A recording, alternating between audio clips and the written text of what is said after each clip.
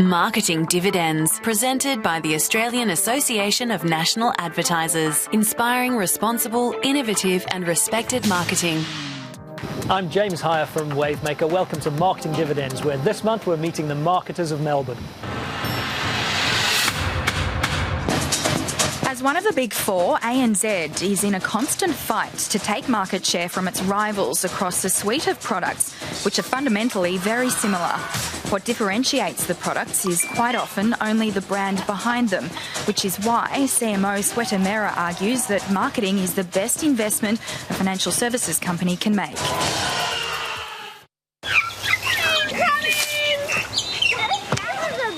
Mondelez may not be a household name, but its brands certainly are. The 5-year-old company owns names such as Cadbury and Oreo. You don't need to throw that one back, Mrs. Thompson. Managing Vice President for the region, Amanda Banfield, is the custodian of a huge range of snack food brands, all with their own unique marketing challenges. It's possible there's never been a more challenging or interesting time to be in automotive. The world's biggest brands are jostling to cement themselves in new markets like SUVs, utes and autonomous, whilst new technology has consumer expectations sky high. While it's constantly innovating to keep up, at Toyota, the one thing that hasn't changed is its tagline, and marketing head Wayne Gabriel saying, "Oh, what a feeling" is here to stay. Oh, what a feeling. Toyota. This week I spoke to the CMO of ANZ, the Vice President of Mondelez and the General Manager of Toyota. Here's that conversation. I'd like to kick off with something which is reoccurring and the question of the shorter-term performance-driven activities versus the longer-term brand building, and how each of your organisations are balancing this. And Amanda, I'd probably like to start with you. Mondelez has been in the headlines for takeover activity, and I'm wondering, does that affect the company and the marketers within it to focus the mind on shareholder returns in the short term? So really fascinating, because Mondelez is a very new company. It was formed in 2012, but its brands, many of them are obviously very long-standing brands like Cadbury, Oreo. So we've got this wonderful kind of brand heritage and legacy. At the moment that the business was formed in 2012, a number of the big global markets for us started to slow down. So the focus initially was very much around making sure that we had the right cost consciousness, the right efficiency measures in place, so that we were delivering the bottom line returns to our shareholders. But what we were able to do as part of that was really sustain the marketing investment and focus in on ROI as a critical measure. So we were able to sustain a modest level of growth. What's interesting now is we're just about to come into the second 5 years of our organisation, and we have a new global CEO, and his focus and mandate is very much about accelerating growth. And at the heart of that is marketing. So we've actually just appointed a new global CMO. We've also appointed regional CMOs for the first time. And their explicit mandate is all about marketing community, it's about marketing capability, and it's about further investing in marketing to accelerate growth in the organisation. So it's a really exciting time to be a marketer in Mondelez, because we're going to be really the catalyst for accelerated growth in the next phase. And Sweta, the behemoth math-based, ROI-driven, performance-orientated banking world. Absolutely. How on earth do you sell in long-term fluffy brand building? So, James, thank you for asking the question. We are very performance-led and proudly so. Okay. Now, that said, if you look at ANZ as an organization, we follow the preference or the concept of balancing between activities which drive preference and activities which drive performance. And at any point of time, they have to be in sync. They cannot go out of whack, that I can be driving 70% of my activities just bottom of the funnel, driving the sales. I need to be more balanced. Why do we do that? Because we really believe that as banks, we are not just selling our products, we're a very important part of the community. And we play a role, therefore, via sponsorship activities, via everything that we communicate, which actually helps drive a long-term brand and the role that we play. So, for example, the activities that we do to support Mardi Gras, what we've been doing for Australian Open and its tennis, and those partnerships are decades old, and often they mean a lot to our employees, they mean a lot for a brand, but they mean a lot for the communities in which we're operating. So we are very focused on driving both, and thankfully, again, with the same performance-driven focus, we have shown that those activities actually drive long-term ROI better than the short-term activities. Wayne, 15 years of growth, and that's the sort of longer-term stuff that the companies absolutely love. Being in a company like that, how does marketing attach itself to that success? Toyota's a famous company for being focused on lean and efficient operations, and even on the production line, we would look to take seconds out of a particular phase or a step of building a motor car if it means that it's going to make it more efficient and more effective. And the reality is we take the same approach across the entire business, marketing as well. And we do measure marketing to the nth degree. And of course, we have not just our internal stakeholders being our management about the short-term results, but we have a dealer network of 220 dealers whose investment is based on the fact that they get an immediate return. So we have a lot of pressure on short-term results. However, there's no question that all of those stakeholders see the value in the brand building that we've done. Our advertising and our marketing in the brand sphere has been consistent for 15 years. If you look back at our AFL relationship, which is largely a brand building exercise, it's now its 16th year. And I think it's that consistency, that level of consistency, that's meant that we've been able to achieve year-on-year growth, or we call it tree ring growth internally. So there's no question that the brand building exercise has paid the dividends. And if you want to achieve long-term sustainable growth, you have to be investing in the brand. There's no question on that. In terms of the consistency, oh, what a feeling. 35 years old. Taglines, I mean, it feels like a throwback to the Mad Men era.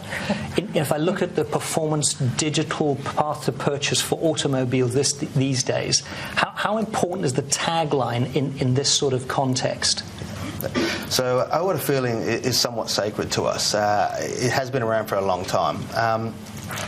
But it's not just necessarily a tagline. It actually is, if you look deeper into our values and our vision, it's linked to our core values. Our core values are to enrich lives and to contribute to society. And our tagline of, oh, what a feeling, just means that we can actually attach that to not just things that we deliver to market, but the way that we teach our staff internally and how they should focus on delivering that guest first, or we call it a guest because that's the philosophy we have, but a consumer first insight. Where does ANZ stand on the power of taglines, and yours in particular? How do you think that actually represents the brand? Sure. We've evolved the taglines. We've gone from your world, your way, we live in your world, to something that we've just launched in January with Australian Open, which is almost a brand promise, frankly, to your point. It's not just a tagline, which is ANZ helps customers get on top of their money. So get on top of money is a promise, and it's very integral to our purpose of shaping a world where people and communities thrive. If I look at financial services, I mean, if you can shave a cent off any one transaction, your year is made. So what's it like working where, from my perception, marketing is less of a leverage point for the business? I would say it's very similar probably to most industries.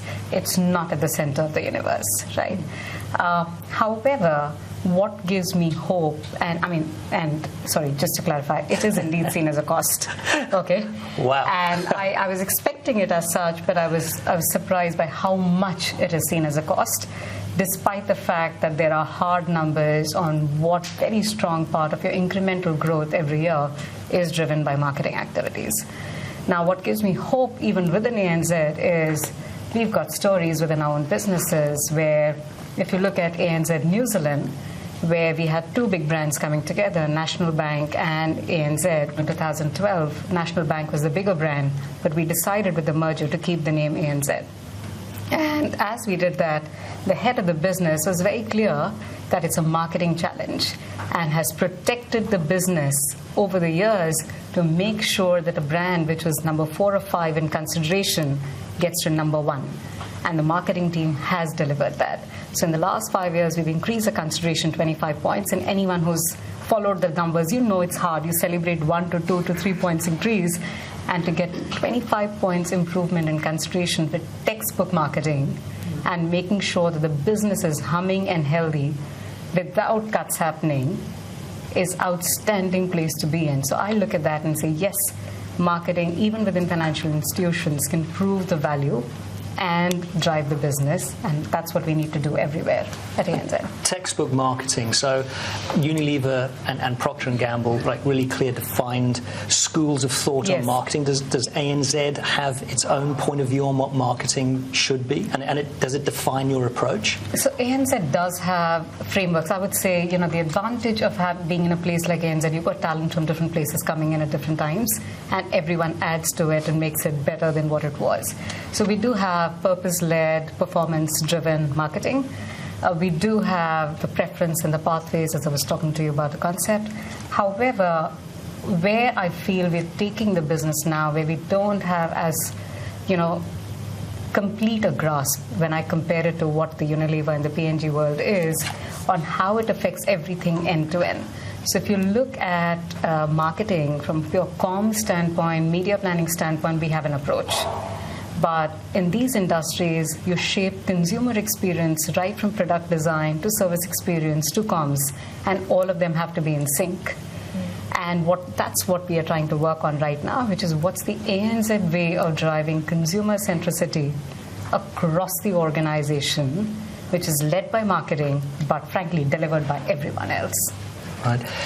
And Mondelez, a new company coming out of quite an old company with Kraft, a massive food conglomerate, and what you've done is you're a more focused one. So confectionery, more on the go, more impulse, more mobile. And has that changed what would have been a whole lot of craft people coming into Mondelez?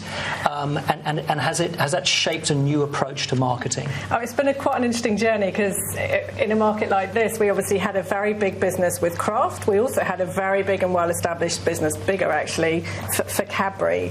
And as we've gone down the path of really focusing increasingly on the snacking portfolio, and now Hier actually divesting the food business last year, we sold it to Bega, then we have gone on quite an interesting journey of cross-fertilisation, if you like, of the marketing teams. Some of the marketers coming from that more kind of food world, some coming more from the snacking world. And it's been really important for us to focus on how do we make our brands most salient and relevant for that on-the-go consumption, for that in-the-moment snack.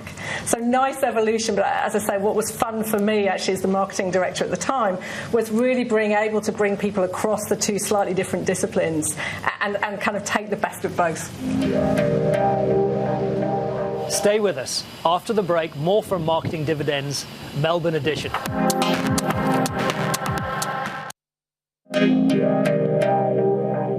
Welcome back. I'm James Hier, and this is Marketing Dividends. Our panel is Sweta Mehra, CMO of ANZ, as well as Amanda Banfield, VP for Mondelez, and Wayne Gabriel, National Marketing GM from Toyota. Here's that conversation.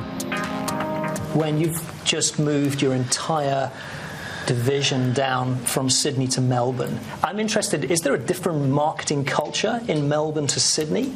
And has that sort of freshened, changed the approach that Toyota now has? Okay, so a little bit of context. Sales and marketing were located in Sydney. There's about 300 staff in total, of which 100 or 90 were marketing.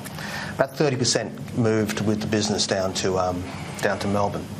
Now, in Sydney, the average tenure in the marketing division would have been at 15 years. So a lot of stalwarts, a lot of people that had many years of experience, and a lot of traditions existed in that division. Coming to Melbourne, we recruited about 60 to 70 staff. So yes, the culture has certainly changed. The beauty about this change is that we now have very significant differences in terms of their tenure and experience, also their age and diversity. So now we have a far more diverse and broad range of people.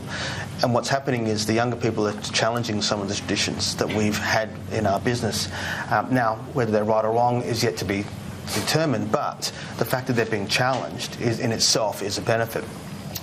For us, frankly, it came at a really good time, because you may not have noticed this, but as a company globally, we are making some rather large changes. We talked about purpose before. Toyota has fundamentally in Australia been focused on its product, which is selling motor cars. But we've seen that there's a need for a higher order, because we know that millennials and certainly next generation buyers are looking for more than buying into a product or a brand. They're buying into a higher order. So we've shifted our focus from being product to being purpose, and our purpose now is about mobility. And when all of a sudden what happens when you move from being a product-based focus organisation to a purpose-based focus organisation, all of a sudden the scheme of things that you consider or you look at, so ride sharing now becomes something that we wouldn't traditionally look at, because we build motor cars. We don't necessarily provide mobility solutions, but that now all starts to come into perspective. So it's a great time to have that change, and I'm seeing already that the diversity in all of the dynamics that make up personalities are starting to shine through, and we are seeing some exceptionally good work already. And there feels like a lack of emotion in the financial category, but certainly high involvement and high stakes decisions. And how does marketing help with that sort of decision, which is very different to just grabbing a product, pulling it off the shelf, and it wasn't quite to your liking, you can just go and get another one. You know, you're locked in sometimes for 30 years with the product. How are you helping make those decisions?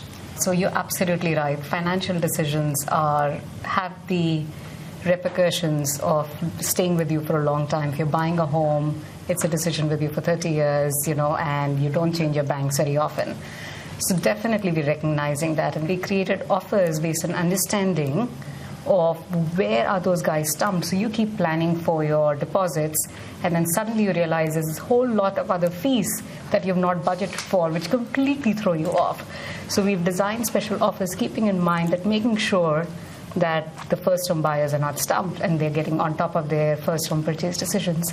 So these are stuff that we've not done before, but increasingly we feel as a marketing organization we need to look at those big decision points when you're making your financial purchase, and we're helping you think through on the entire journey across our entire line of service and help you get there. So that's what we're trying to do, which is a big change. Yeah. And you say the entire line, and that's easy because you're a branded house. Every product has the same name, and I'm looking at you, Amanda. FMCG is traditionally house of brands. Mm-hmm. And I think the shock to me was when Coca-Cola withdrew what I saw as two incredibly powerful brands, Diet Coke and Coke Zero. They became variants. Is this a bit of a canary in the mine for branded houses? And what do you see as the future for that type of brand? Mm-hmm. I mean, there's certainly a focus right now for efficiency and consolidation. You see that from our retail customers, who are very much in the space of wanting to reduce SKUs on shelf. You see it from companies like ours, who are always looking to see how can you get to a kind of fewer, bigger world where you're driving as much efficiency in scale as you can. I think the interesting thing about food, though, is part of the joy of the experience is actually the diversity and the plethora of choices that you face. And so I think you kind of ignore that at your peril. And indeed, variety for us has always been a huge part of brands like Cadbury, and honestly always will be. So you've just got to then think very carefully and clearly about how you can most efficiently and effectively connect with your consumers and talk about your brands. And I think that's where the power of a master brand like Cadbury is incredibly strong. Just looking at the critical to success factor, I mean, every marketer supposedly is going headlong into data and is some sort of data scientist in their part-time. I'm interested with 25th of May, GDPR is coming into effect. I think there's been a lot of scaremongering about this, certainly with the fines, but we have to get our house in order. Marketing will always push the envelope as far as they can until consumers or regulators push them back. It is the data environment that's been painted for us, which sound absolutely astonishing in terms of returns. Is there a slight retreat from that, Amanda? I don't know what your perspective is in terms of Mondelez and how it's been treating data. I mean, I guess my start point would be, I think we've been very proud to be responsible marketers over time. So our position on marketing to children, for example, has been in the market for a long time, and we have the same approach to data. So we haven't got our own DMP at this point. We very much accredit our data locally, and we only use it for the purposes of the permission that we've got. I mean, our own view then on the legislation is that that's really reflecting consumer desire, honestly, a desire for transparency and a desire for control. I look at how data is used and every brand wanting to contact their customers or consumers as often as possible. I think with a long purchase cycle, 7 years for a car, maybe an annual service, I'm not too sure why Toyota would be contacting me on an ongoing basis. Is this something that you're tackling? Is it something that you can't get involved with as much as you'd like?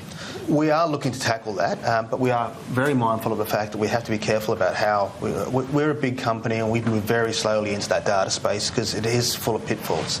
So what we do recognise, though, is that we need to be able to give value to our consumer. If you can't provide, if you're taking information but not providing anything in return, then you're not really doing the customer or the guest a service. So we're about to launch an app, which actually we have launched, but we're about to extend it, and we're going to look to provide our customers with benefits that are associated with their vehicle. So as of the 1st of May, you'll have an app that will entitle you, if you're a Toyota owner, to get a discount on fuel. Every day you can redeem a discount on fuel.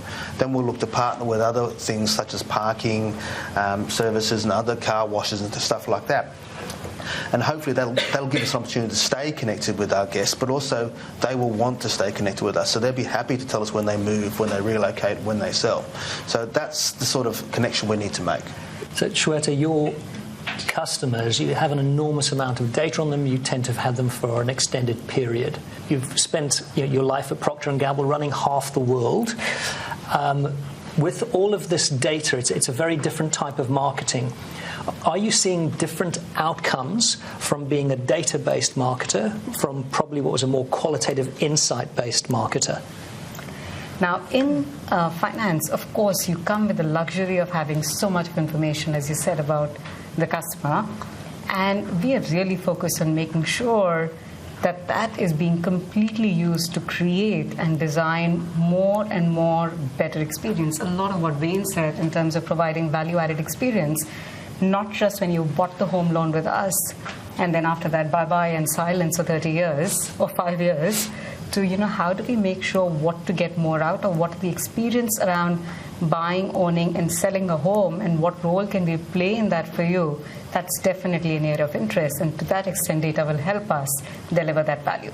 But anything that we're doing which is not delivering value, and it's not just about the marketing efficiency and reaching that segment of one and so on and so forth, it's truly about designing for delight and building and nurturing a deeper relationship. I absolutely agree with you. All of this level of trust moving to distrust. And on the other side, people are now putting devices in their home that listen to everything they're saying willingly and paying money for it. There seems to be this juxtaposition of don't trust but happy to let that sort of intruder in my home. Maybe that's just the multifaceted nature of customers that they can say one thing and then behave in another totally different way. And I don't know how you're preparing for the listening points versus touch points. To be honest with you, it hasn't been something on our radar until probably recently. And the stats suggest that it needs to be, because 10 to 20% of houses now have a listening device, and they think 50% will have it in the future. So voice has a big role to play. How we tackle that problem or how we actually work with that, I'm not really sure yet. Amanda, the connected cookie? I mean, I guess our approach is similar actually to where we've been in the last few years around learning about mobile. It's very much about partnering with businesses who are further down the track. So we're partnering very much with Google on this, for example, working with them so that we can kind of go on a journey with them, start to learn. But I would agree with Wayne. I think we're on the starting blocks actually as an industry of really understanding the extent and power of opportunity that this offers us. There's going to be a lot of change in the next few years. Exciting space. And on that note, thank you very much all for answering the questions so prolifically. And that is Marketing Dividends. Our next stop is Perth. See you in mid-June.